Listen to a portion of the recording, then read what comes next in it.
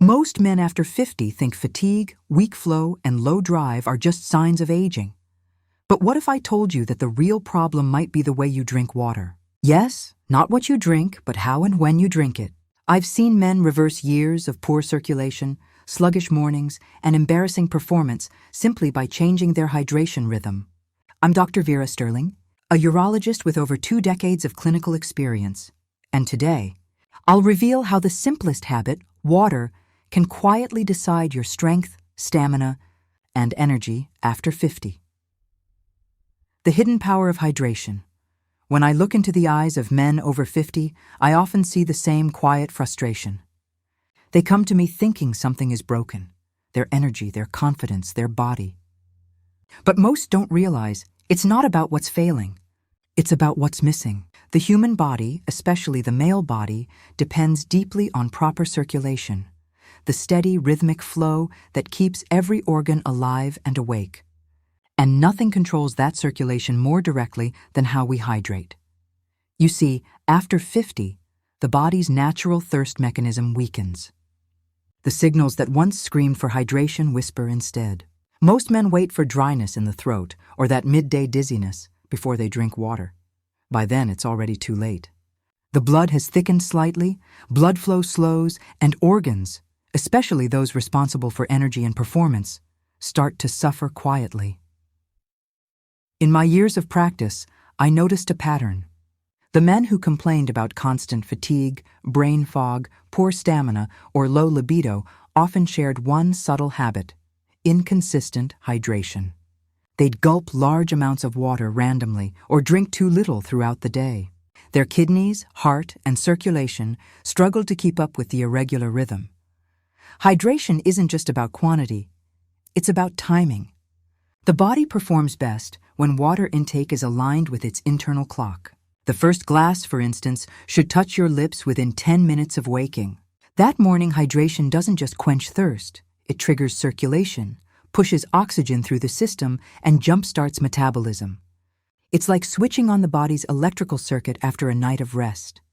But here's where most men go wrong. They drink their first glass too fast.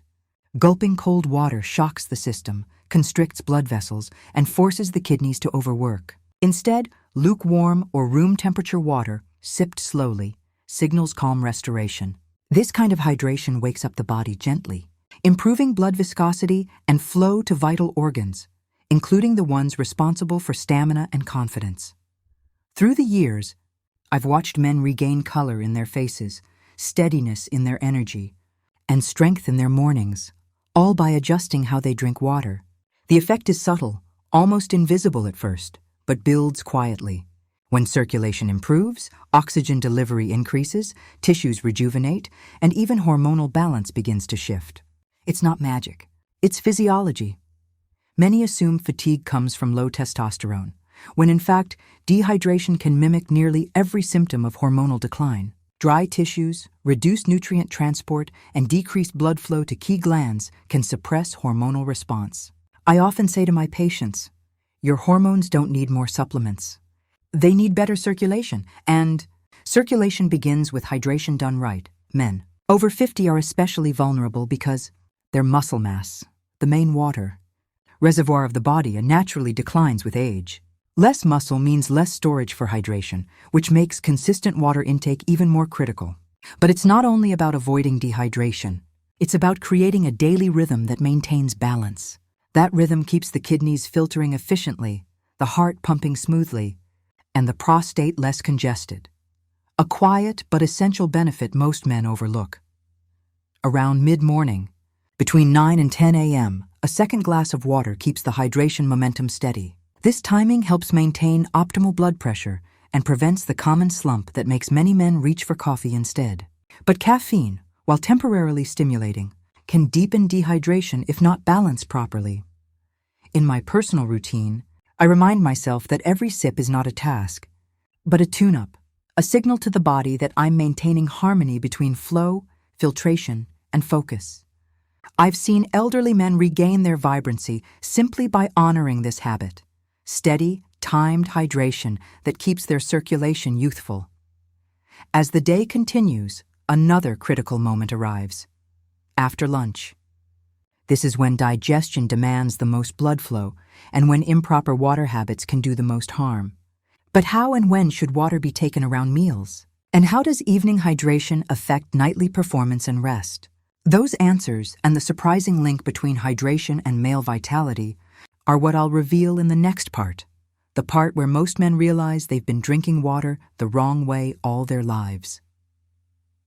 The rhythm of restoration. As I often tell my patients, hydration is not a random act. It's a rhythm, a partnership between body and mind.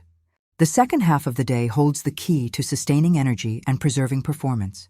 And yet, this is where most men unknowingly sabotage their progress. After lunch, the body's focus turns toward digestion. The stomach becomes active, blood flow shifts, and oxygen demand increases.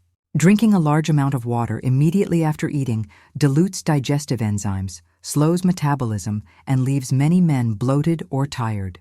Instead, I recommend pausing for about 30 minutes after a meal, then sipping water slowly. This allows the digestive system to complete its initial phase efficiently, while hydration afterward helps move nutrients smoothly through the bloodstream. It's at this time that men over 50 often feel an afternoon crash, a mix of fatigue, mild brain fog, and reduced motivation. Most assume it's normal or due to aging, but in reality, it's often subtle dehydration. Even a 2% drop in hydration can decrease cognitive sharpness and muscle performance significantly. I've seen men who replace their afternoon coffee with a steady rhythm of water sips experience a return of mental clarity and stamina they hadn't felt in years. Now, let's talk about one of the most ignored yet crucial hydration windows: evening hydration. By sunset, most men have already underhydrated by 30 to 40% of their day's needs. The evening becomes the body's repair time, where circulation clears toxins, kidneys balance electrolytes, and tissues regenerate. A single glass of water around 6 to 7 p.m., not later, can support these processes beautifully.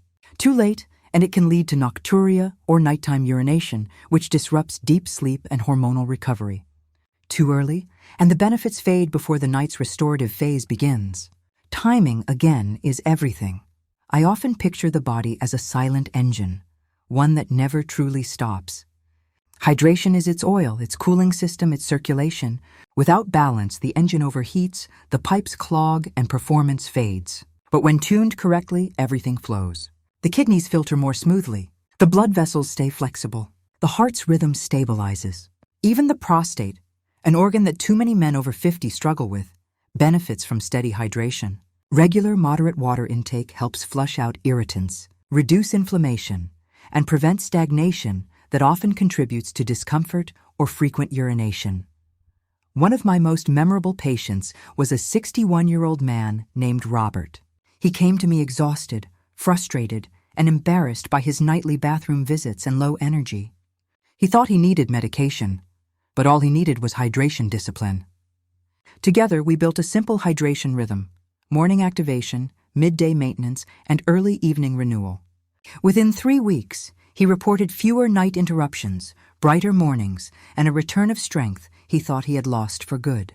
That's the quiet power of consistent circulation. And let me be clear, hydration doesn't mean only water. Natural electrolytes matter too. A pinch of Himalayan salt in a morning glass or a few slices of cucumber or lemon can stabilize minerals and improve absorption. Men who sweat more, exercise, or take medications that affect kidney function need these micro-adjustments even more. True hydration is not just intake, it's retention. The body's ability to hold and use the water effectively. As I reflect on years of treating men past 50, I've realized something profound. It's rarely too late to restore what's been lost. The body's intelligence is remarkable. Once given balance, it heals, reawakens, and begins to trust itself again. Water is not a cure-all, but it's the foundation on which every other effort, exercise, nutrition, sleep, even intimacy, depends. When men tell me, "Dr. Sterling, I just want to feel like myself again," I smile gently and remind them. Then start by drinking water with intention. Not too fast, not too late, and always with respect for your body's rhythm. Hydration is not about quenching thirst. It's about sustaining vitality. It's about choosing clarity over fatigue, flow over stagnation, and strength over decline. After 50, every sip becomes a statement of self-care, a decision to keep living with energy, focus, and quiet confidence. So the next time you lift that glass of water, remember, it's not just hydration, it's circulation, power, and performance in motion. This is how men over 50 reclaim what time tried to take away. Dr. Vera Sterling, urologist and hydration specialist,